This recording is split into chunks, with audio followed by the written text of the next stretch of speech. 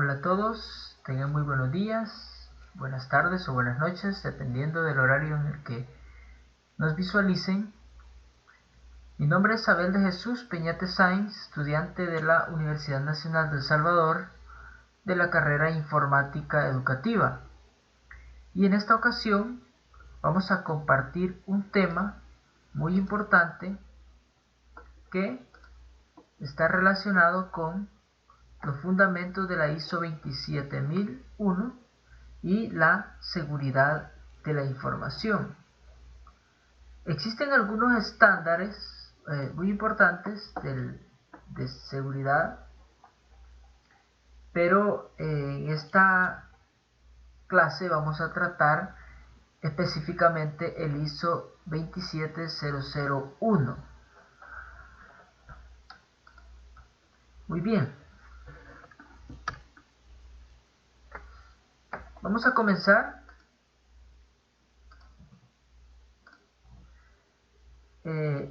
presentando los puntos específicos que se van a tratar en este tema, en esta clase.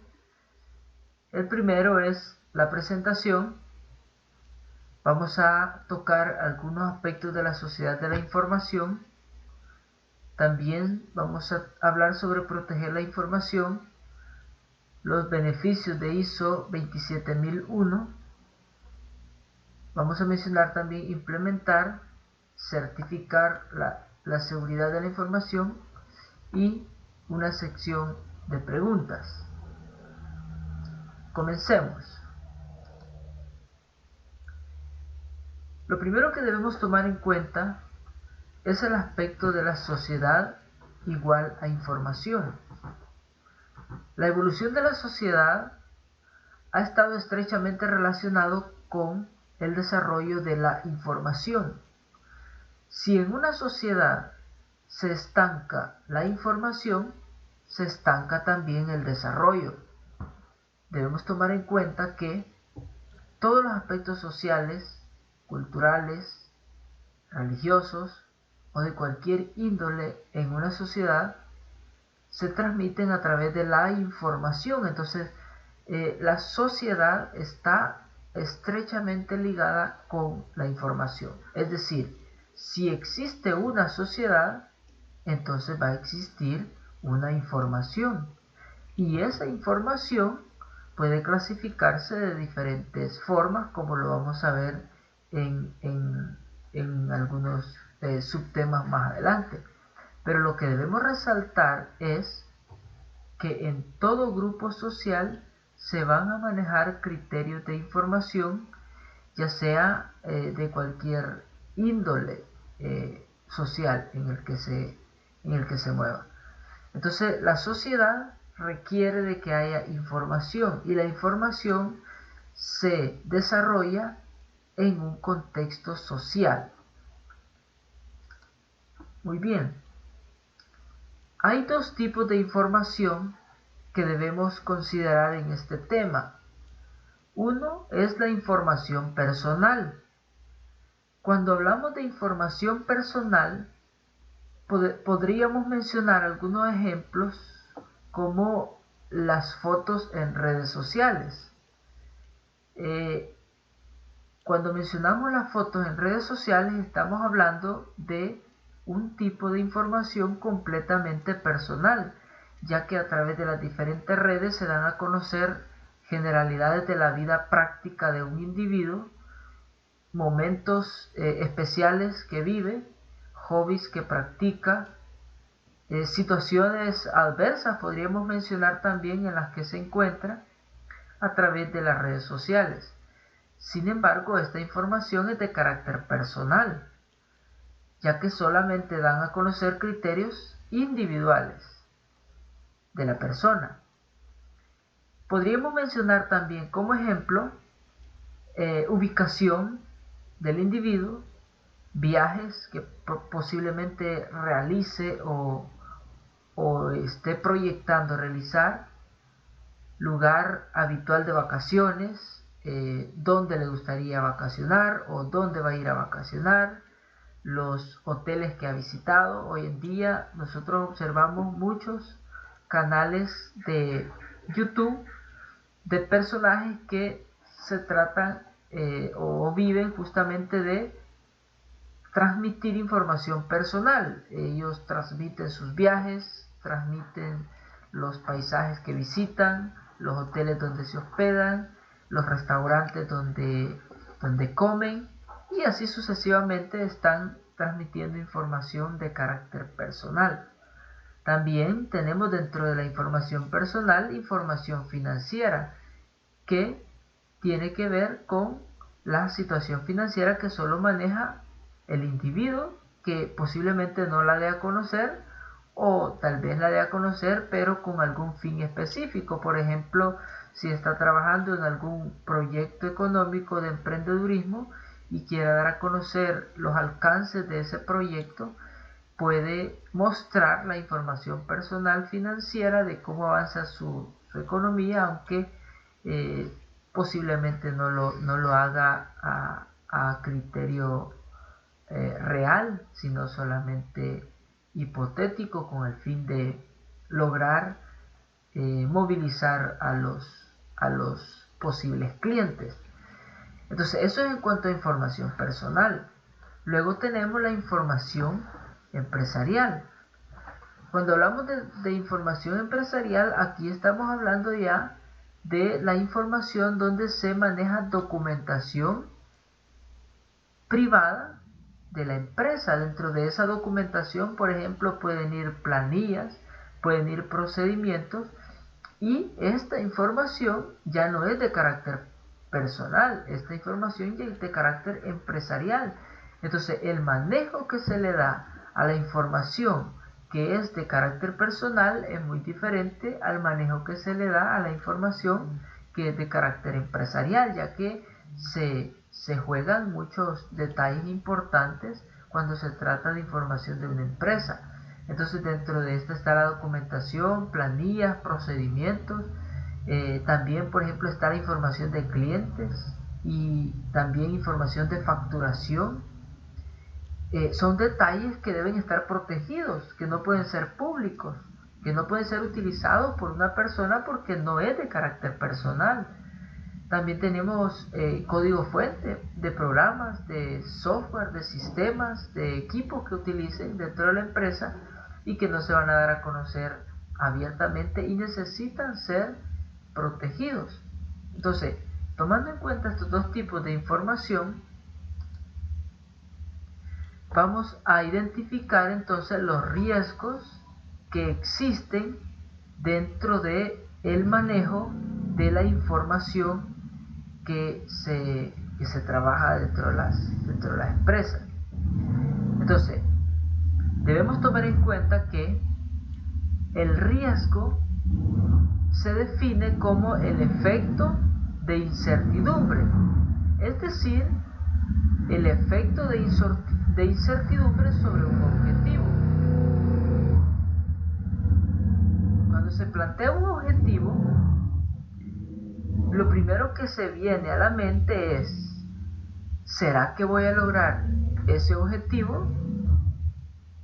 Desde ahí uno sabe que se está corriendo un riesgo, y ese riesgo es el que tenemos que sobrepasar para poder lograr la meta. Entonces, por ejemplo, acá tenemos esta ilustración. Objetivo es igual a llegar a la meta, pero dentro de este objetivo está el riesgo, dentro del deseo de alcanzar este objetivo.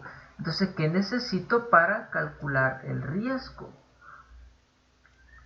Lo que necesito es considerar el impacto y las probabilidades que podemos tener de alcanzar ese objetivo.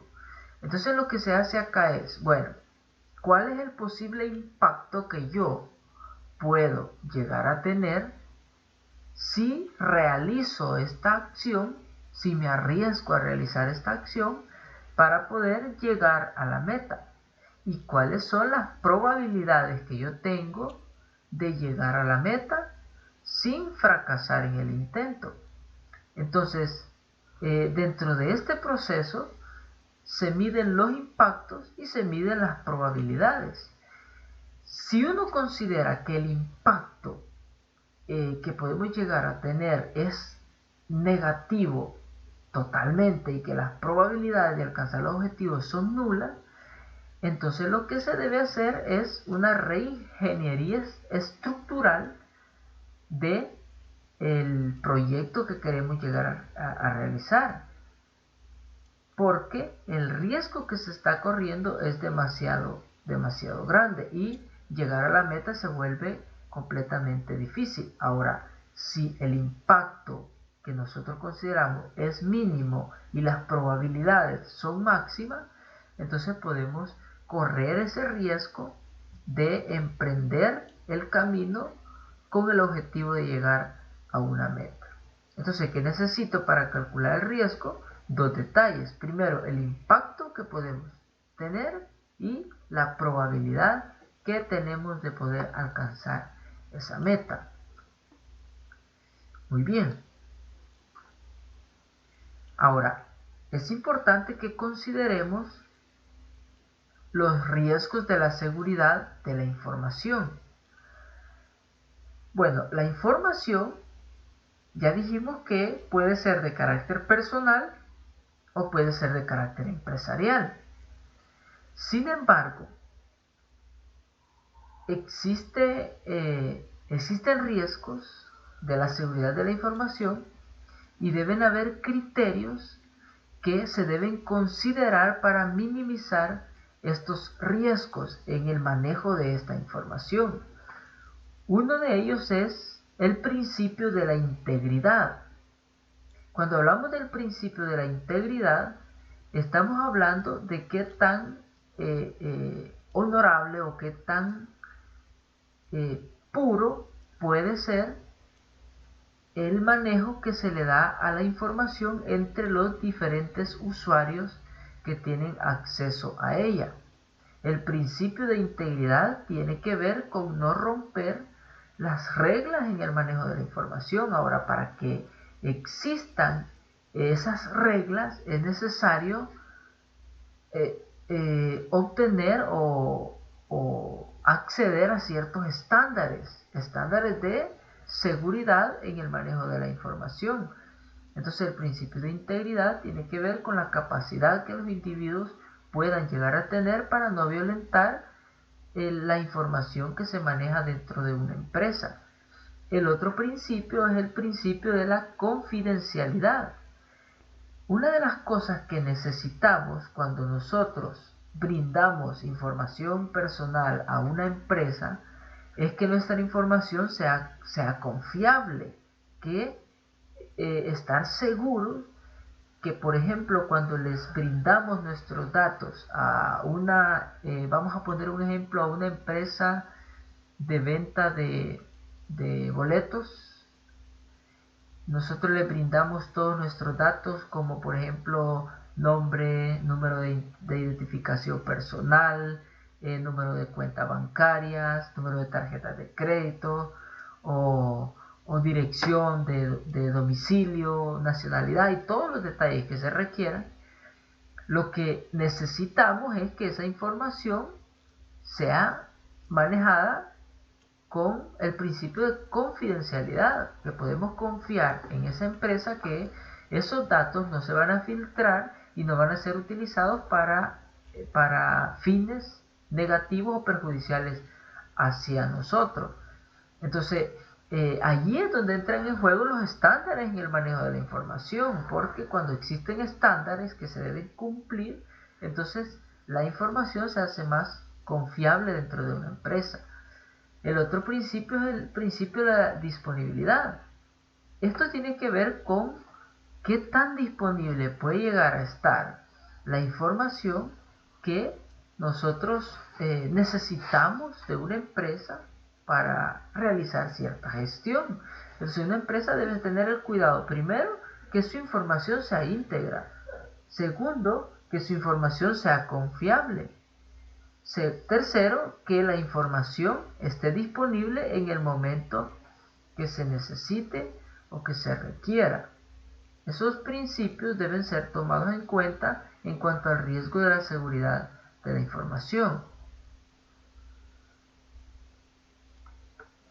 Muy bien. Considerando lo anteriormente dicho, llegamos a la conclusión que necesitamos proteger la información. Pero para proteger la información se debe realizar una gestión de riesgo. Y esta gestión de riesgo está predefinida por 3 aspectos que son de suma importancia. Bueno,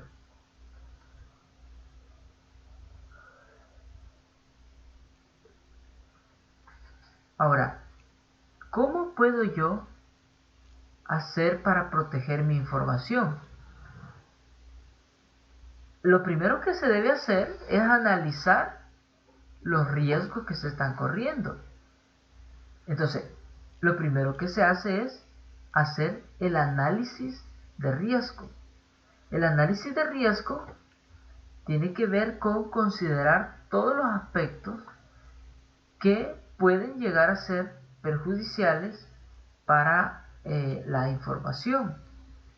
En este sentido, se deben considerar detalles muy importantes dentro de una empresa, dentro de un grupo, relacionados con la protección de la información. El segundo punto importante es el tratamiento de riesgo. Si se ha hecho un análisis de los riesgos, de los posibles riesgos que se pueden llegar a enfrentar en el proceso de la protección de la información de una empresa, y se ha hecho la gestión necesaria y dentro del análisis se han descubierto algunos riesgos, entonces llega el momento de hacer un tratamiento de los riesgos. Aquí es donde se ejecutan detalles que van a llevar al tercer paso, que sería el plan para tratar esos riesgos. Entonces primero está el análisis, luego está el tratamiento y luego está el proceso de planificación de tratamiento de esos riesgos. En este caso ya se ejecutan acciones específicas, se establece un plan definido con objetivos, con principios y con todos los detalles de la gestión de riesgos para poder tratar esos riesgos y minimizar el impacto negativo dentro del manejo de la información. Entonces, es muy importante contar con un plan de tratamiento de riesgos, ya que esto va a minimizar cualquier situación negativa que pueda surgir dentro de una empresa. Imaginémonos una empresa que está trabajando en un proyecto de venta de vehículos, por ejemplo, y esta empresa tiene mucha información de clientes, de ventas y todo eso. Entonces, vamos a hacer una suposición en la que alguien tiene acceso a esa información y no es una persona que está dentro de la empresa, tiene acceso a esa información y puede acceder, por ejemplo, a los clientes o a los planes de pago, etcétera, para utilizarlo en otro proceso de venta en una empresa ajena a la que se está tratando. Entonces ahí es donde debe existir un plan de cómo se va a tratar ese riesgo. Es muy importante entonces considerar que se debe proteger la información, pero para ello se debe hacer una gestión de riesgo. Muy bien. Ahora, tomando en cuenta todo lo que hemos mencionado, es importante ahora considerar cuáles son los estándares para la gestión de riesgos. Existen 2 estándares que son los que más se están utilizando en la actualidad. Uno es el ISO 27001 y el ISO 27002. El ISO 27001 tiene que ver con los requisitos para poder gestionar riesgos de seguridad de la información. Este estándar es el que proporciona los principios básicos para poder gestionar los riesgos de seguridad de la información, mientras que el ISO IEC 27002 lo que proporciona son buenas prácticas para implementar controles dentro de la información. Entonces, cada uno de los estándares tiene sus beneficios, tiene sus ventajas, pero el que es más importante en cuestión de proteger la información es el estándar de ISO IEC 27001. Ahora, los dos estándares pueden ser utilizados dentro de una empresa, ya que el uno proporciona los requisitos y el otro proporciona las buenas prácticas para implementar los controles. Muy bien, acá tenemos una descripción de los diferentes estándares y tenemos el principio fundamental en el que se basa. Por ejemplo, tenemos el ISO 27003 que se basa en buenas prácticas para implementar un SGSI. Luego tenemos el ISO 27004 que se basa en buenas prácticas para medir y para monitorizar un SGSI. Tenemos también el ISO 27005 que se basa en buenas prácticas para gestión de riesgos de seguridad de la información. El ISO 27017 se basa en las buenas prácticas para la gestión de servicios en la nube. Este ya tiene que ver con todos aquellos elementos que se incorporan y que es necesario considerar al momento de brindar un servicio en la nube.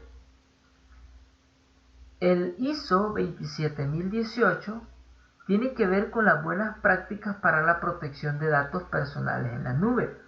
Si ustedes notan, cada uno de estos estándares de seguridad y de manejo de la información son necesarios dentro de una empresa, ya que cada uno de ellos va proporcionando los elementos necesarios para el manejo de la información, pues nadie va a querer que la información que almacena en la nube pueda ser filtrada de una manera negativa que afecte en la vida ya sea privada o pública de un individuo. Y tenemos el ISO 27701 que sería ISO 27001 más RGPD. Entonces, estos estándares, todos ellos están relacionados con el manejo, con la gestión, con las buenas prácticas del manejo de la información y en la protección que se le debe brindar a esa información. Bueno, vamos a identificar los beneficios que podemos llegar a obtener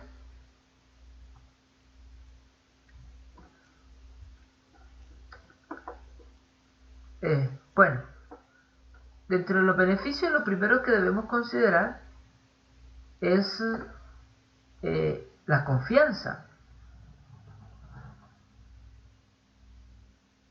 Cuando hablamos de confianza, estamos hablando de que un cliente va a sentir mucha más confianza de trabajar, de proporcionar la información a aquella empresa que está capacitada y que está autorizada bajo los estándares más altos de manejo de la información, como lo son el ISO 27001. Entonces, uno de los beneficios es que genera confianza en los clientes para brindar su información, porque se identifican los principios y los estándares de seguridad y se sabe que la información no va a ser filtrada. El otro beneficio es la eficiencia. una empresa que tiene los estándares, que está autorizada y que está validada con los estándares de ISO, es mucho más eficiente, ya que tiene ya definido todos los criterios de cómo va a manejar la información, tiene definidos los criterios de cómo va a proteger la información, está más organizada en el manejo de los datos individuales y colectivos de la corporación, y eso le permite ser más eficiente en el proceso de gestión y manejo de información. No sufre conflictos de transfugismo de información, sino que lo maneja con excelencia. El otro beneficio es el marketing. Tenemos que aceptar que una empresa que está avalada bajo los estándares de ISO 27001 tiene mucho más marketing que una corporación o una empresa que no está respaldada por los estándares de ISO 27001. Entonces, el recibir esta validación le da marketing a una empresa, la hace mucho más competitiva, mucho más confiable. La gente quiere estar en un lugar donde se sienta seguro, y al ver que esa empresa está avalada por las normas ISO y por los estándares del buen manejo de la información, ya sea en la nube o en cualquier otro lugar, entonces la gente va a confiar en esa empresa. Y el último es que el buen manejo de la información y los estándares de ISO le dan a las empresas una cultura corporativa, es decir, que las empresas aprenden a caminar con criterios y con principios corporativos bien definidos. No se practica el empirismo, no se busca la improvisación, sino que se tienen principios de corporación bien establecidos. Por eso se dice que uno de los beneficios es que se da una cultura corporativa dentro de la empresa. Entonces, estos son algunos de los beneficios que se pueden mencionar en cuanto al manejo de la información. Muy bien. Acá tenemos el ciclo de Deming o modelo PDCA, que es igual al plan Do-Check-Act. Acá se identifican 4 pasos fundamentales para la mejora continua. El PDCA tiene que ver con el proceso de mejora continua dentro de una empresa. Entonces, para poder validar un criterio ISO y poder estar respaldado con ese estándar de seguridad de la información, es necesario cumplir con el principio de mejora continua. El primer principio que se establece es el principio de planificación o planificar. Acá se define porque una empresa tiene planificado todas las acciones que va a realizar, tiene planificado todos los proyectos que va a ejecutar, tiene visualizado los posibles riesgos que va a enfrentar, tiene definidos los objetivos y las metas que va a alcanzar. Entonces, el proceso de mejora continua está ya respaldado por un proceso de planificación. Una empresa visualiza el futuro y dice, es posible que incorporando este nuevo producto al mercado nos enfrentemos a este riesgo. Posiblemente el producto no sea bien recibido por la población, posiblemente no sea recibido por las edades de la población a la que se planificó. Entonces debe haber un plan para ir mejorando constantemente. Luego que se planifica viene el principio de hacer.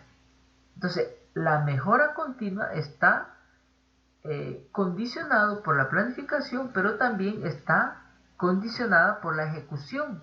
Yo planifico, yo hago dentro del proceso de mejora.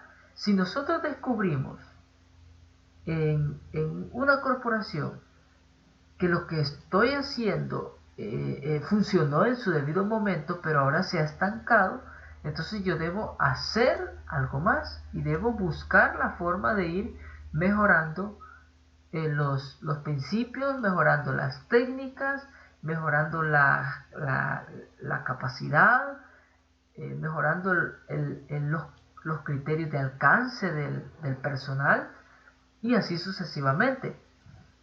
El otro principio que rige la cultura de mejora continua es el principio de revisar. Acá se está en un constante fluir.